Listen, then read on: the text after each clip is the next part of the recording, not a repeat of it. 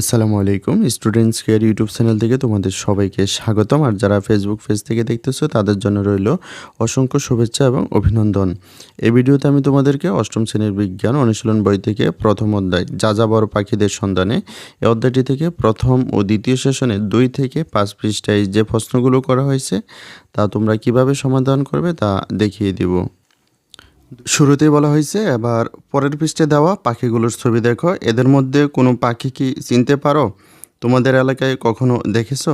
বন্ধুদের সঙ্গে আলাপ করে দেখো তারা কেউ চিনতে পারে কিনা। এখানে তোমাদেরকে বলা হয়েছে পরের পৃষ্ঠায় কিছু পরিযায়ী পাখি দেওয়া রয়েছে, এই পরিযায়ী পাখিগুলো তোমাদের এলাকায় তোমরা কখনো দেখেছো কিনা কিংবা তোমার বন্ধুরা দেখেছে কিনা তা নিয়ে আলোচনা করার জন্য। এখানে প্রথমে যে পরিযায়ী পাখিটি রয়েছে তা হলো খয়রা চকাচকি, তারপর কালো স্কিমার, তারপরে রয়েছে দেশি সমুচা, তারপরে বনবাটান, তারপরে রয়েছে লাল জুটি বুতিহাঁস, তারপরে সাদা খঞ্জন। এখানে তোমাদের 6টি পরিযায়ী পাখির ছবিসহ নাম দেওয়া রয়েছে। আমি তোমাদেরকে পূর্ববর্তী ভিডিওতে বেশ কয়েকটি পরিযায়ী পাখির ছবিসহ নাম দিয়ে একটি পাখিদের পরিচয় পর্ব মূলক ভিডিও আপলোড করেছি, তোমরা সেই ভিডিওটি দেখে নিতে পারো। তাহলে পরিযায়ী পাখি সম্পর্কে একটি স্বচ্ছ ধারণা তৈরি হবে এবং তোমাদের এলাকায় যে সকল পরিযায়ী পাখি আছে তা তোমরা সহজে চিনতে পারবে। এরপর বলা হয়েছে এবার ক্লাসে সবাই আলোচনা করে দেখো কেউ কোনো পাখি চিনতে পারলো কি না। পরিযায়ী পাখি সামনাসামনি দেখার সৌভাগ্য না হলেও নিশ্চয়ই পত্রপত্রিকায় পড়েছ। বছরের কোন সময়ে এরা আসে, কোথা থেকে বা আসে? চলো এই প্রশ্নগুলোর উত্তর খুঁজে দেখা যাক।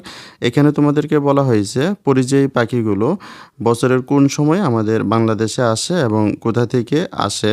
তো এখানে এই প্রশ্ন দুটির উত্তর খোঁজার জন্য ওরা একটি ধারাবাহিক আলোচনার মাধ্যমে এই প্রশ্ন দুটির উত্তর খুঁজে বের করবে, কিন্তু আমি তোমাদেরকে একটি নমুনা উত্তরের মাধ্যমে দেখিয়ে দিচ্ছি বছরের কোন সময়ে পরিযায়ী পাখিরা আমাদের বাংলাদেশে আসে এবং কোন কোন দেশ থেকে আসে বা কেনই বা আসে। এখানে বলা হয়েছিল পরিযায়ী পাখিরা বছরের কোন সময়ে আমাদের বাংলাদেশে আসে এবং কোন কোন দেশ থেকে আসে। তো এখানে নমুনা উত্তরটি হচ্ছে মূলত বর্ষার শেষে এবং শীতের আগে থেকে পরিযায়ী পাখিরা বাংলাদেশে আসতে শুরু করে, তবে ডিসেম্বর থেকে জানুয়ারি মাসে সবচেয়ে বেশি আসে। যেসব দেশে শীতকালে প্রচণ্ড ঠান্ডা পড়ে ওই সকল দেশ থেকে তুলনামূলক কম শীতপ্রবণ অঞ্চলে আসে উত্তর মঙ্গোলিয়া, তিব্বতের একটি অংশ, চীনের কিছু অঞ্চল, রাশিয়া ও সাইবেরিয়া তুন্দ্রা অঞ্চল থেকে বাংলাদেশে আসে যেখানে তুলনামূলক কম ঠান্ডা পড়ে ও খাবার পাওয়া যায়। তারপর বলা হয়েছে প্রথমে শিক্ষকের নির্দেশ মোতাবেক দলে ভাগ হয়ে যাও। পৃথিবীর কোন অঞ্চল থেকে পরিযায়ী পাখিরা এদেশে আসে কিংবা তাদের যাত্রাপথ আসলে কেমন সেটা বোঝার জন্য আগে পৃথিবী পৃষ্ঠে বিভিন্ন জায়গার অবস্থান কিভাবে নির্দিষ্ট করা হয় তা জানতে হবে। সেজন্য শুরুতে পৃথিবীর একটা মডেল বানানো দরকার। তোমরা স্ক্রিনে পৃথিবীর যে মডেলটি দেখতেছো তার অনুরূপ একটি মডেল তোমরা নিজেরা তৈরি করবে। এখানে তারপর বলা হয়েছে তোমাদের স্কুলে গ্লোব আছে নিশ্চয়। প্রথম কাজ হলো সেটা দেখে নিজেরা পৃথিবীর একটা মডেল তৈরি করা। যে কোনো বল বা গোলকাকৃতির কিছুর গায়ে সাদা কাগজ মুড়ে মডেল তৈরির কাজটা শুরু করতে পারো। তোমরা স্ক্রিনে যে ছবিটি দেখতেছ ঠিক এটার মতো করে তোমরা একটি বল বা গোলকাকৃতির কোনো কিছুর গায়ে সাদা কাগজ অথবা যে কোনো কাগজ আঠা দিয়ে লাগিয়ে নিতে পারো। এরপর বলা হয়েছে এখন এই গ্লোবে বিভিন্ন মহাদেশ চিহ্নিত করার পালা, কিন্তু কাজটা কিভাবে করা যায় বলো তো? পৃথিবীর মডেলে মহাদেশগুলো এমনভাবে আঁকা দরকার যেন অতিথি পাখির যাত্রাপথের একটা ধারণা ভালোভাবে পাওয়া যায়। সেজন্য পৃথিবী পৃষ্ঠে কোনো জায়গার অবস্থান কিভাবে বোঝানো যায় সেটা জানা জরুরি।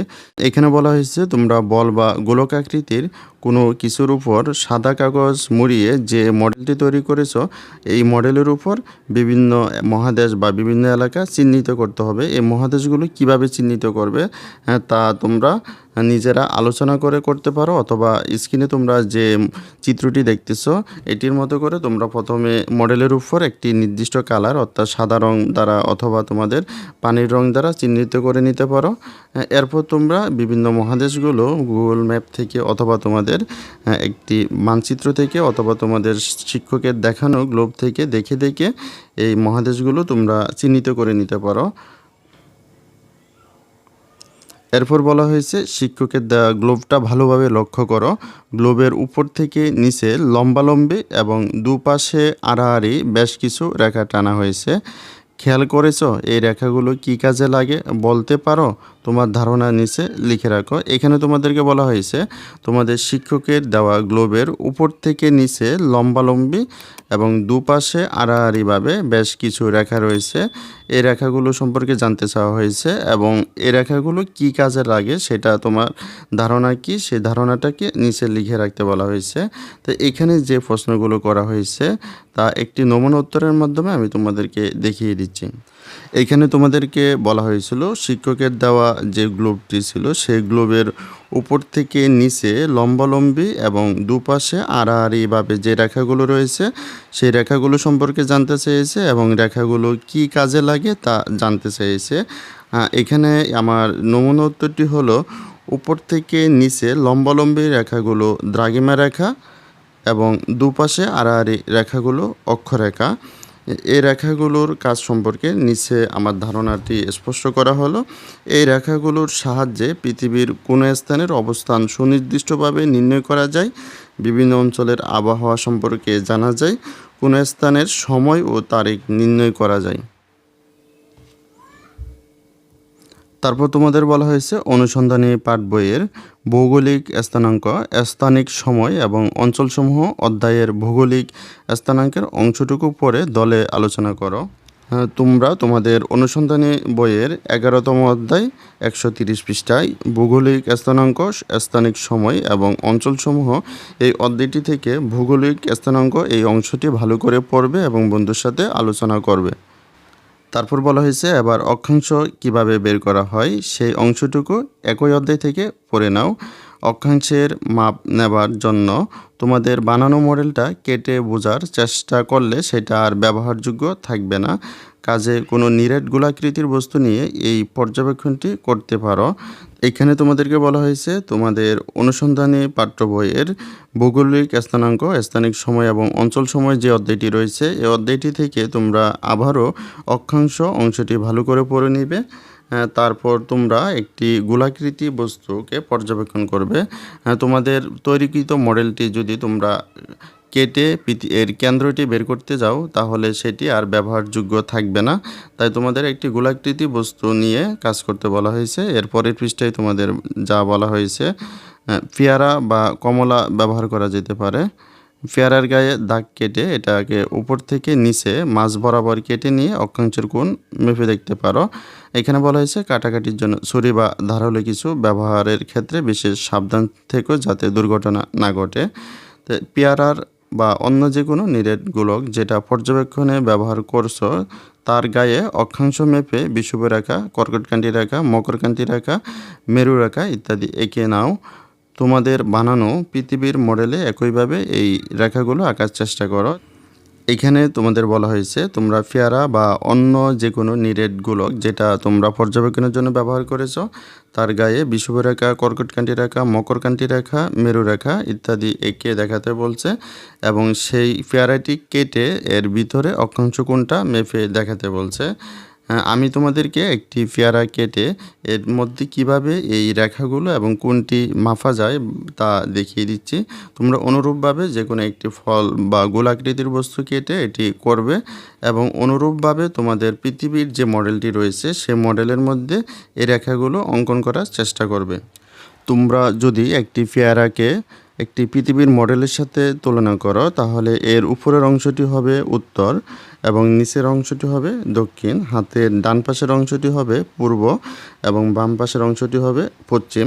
তোমরা এখানে অসংখ্য রেখা দেখতে পারতেছো উপর থেকে নিচে অর্থাৎ উত্তর থেকে দক্ষিণ দিকে যে রেখাগুলো তোমরা দেখতেছো এই রেখাগুলোকে বলা হয় দ্রাঘিমা রেখা, অর্থাৎ যে রেখাগুলো দাঁড়িয়ে রয়েছে এই ধারানো রেখাগুলোকে বলা হয় দ্রাঘিমা রেখা।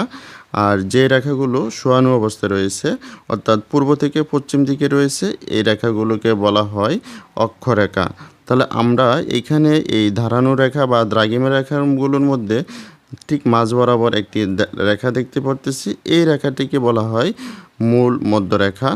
তারপর আমরা যে শোয়ানো রেখা রয়েছে অর্থাৎ অক্ষরেখা রয়েছে তার ঠিক মাঝ বরাবর একটি রেখা দেখতে পারতেছি, এই বিশেষ রেখাটিকে বলা হয় বিষুব রেখা। তাহলে আমরা এখানে আরও কিছু রেখা দেখতেছি, যেমন বিষুব রেখার ঠিক 23.5 ডিগ্রি উপরে একটি রেখা রয়েছে। এই রেখাটিকে বলা হয় কর্কটক্রান্তি রেখা এবং বিষুবরেখার ঠিক 23.5 ডিগ্রি নিচে একটি রেখা রয়েছে। এই রেখাটিকে বলা হয় মকরক্রান্তি রেখা। তারপর আমরা বিষুবরেখার 66.5 ডিগ্রি উপরে একটি রেখা দেখতেছি। এই রেখাটিকে বলা হয় উত্তর মেরু রেখা এবং বিষুবরেখার 66.5 ডিগ্রি নিচে একটি রেখা দেখতেছি। এই রেখাটিকে বলা হয় দক্ষিণ মেরু রেখা। তাহলে আমরা একটি পেয়ারা কেটে এই রেখাগুলো শিক্ষককে দেখাবো এবং তারপর আমাদের পৃথিবীর অক্ষাংশ বের করতে বলা হয়েছে। তাহলে আমরা একটি পেয়ারা কেটে কীভাবে এর অক্ষাংশ বের করা যায় তা দেখিয়ে দিচ্ছি। পেয়ারা কেটে পৃথিবীর অক্ষাংশ কোণ কীভাবে নির্ণয় করতে হয় তা জানার জন্য আমরা প্রথমে পেয়ারার ঠিক মাঝখানের যে বিন্দুটি রয়েছে অর্থাৎ পেয়ারার যে কেন্দ্রটি রয়েছে, যেই কেন্দ্রটি আমরা পেয়ারাকে কাটলে এটি পাবো, না হয় এটি পাওয়া সম্ভব নয়। তাহলে এই পেয়ারার কেন্দ্রটিকে আমরা পৃথিবীর কেন্দ্রের সাথে তুলনা করব। তারপরে এখানে আমরা কিছু বিশেষ রেখা দেখতেছি, যেমন মাঝখান দিয়ে যে রেখাটি গিয়েছে এটাকে আমরা বলছিলাম বিষুব রেখা, আর বাকি রেখাগুলোকে আমরা বলছি অক্ষরেখা। তারপর আমাদের এখানে কিছু ধারানো রেখা রয়েছে, এই রেখাগুলোকে বলা হয় দ্রাঘিমা রেখা। তাহলে আমাদের পৃথিবীর কোনো একটি স্থানের অক্ষাংশ বের করার জন্য মনে করো আমি এই বিন্দুটির অক্ষাংশ বের করব। তাহলে এই বিন্দু থেকে আমাদের পৃথিবী কেন্দ্র বরাবর একটি রেখা টানতে হবে। তারপরে এই বিন্দুটি যে দ্রাঘিমা রেখায় অবস্থিত, ওই দ্রাঘিমা রেখাটি বিষুব রেখাকে যে বিন্দুতে ছেদ করেছে ওই বিন্দু থেকে পৃথিবীর কেন্দ্র বরাবর একটি রেখা টানতে হবে। তাহলে এই দুইটি রেখা পৃথিবীর কেন্দ্রে যে কোণ উৎপন্ন করে এটিকে বলা হবে অক্ষাংশ। তোমাদেরকে আরও একটি উদাহরণ দিয়ে দেখিয়ে দিচ্ছি। মনে করো তুমি এই যে একটা বিন্দু রয়েছে, এই বিন্দুটির অক্ষাংশ বের করবে। তাহলে এই বিন্দু থেকে অক্ষাংশ বের করার জন্য এই বিন্দু থেকে একটি রেখা পৃথিবীর কেন্দ্র বরাবর টানতে হবে।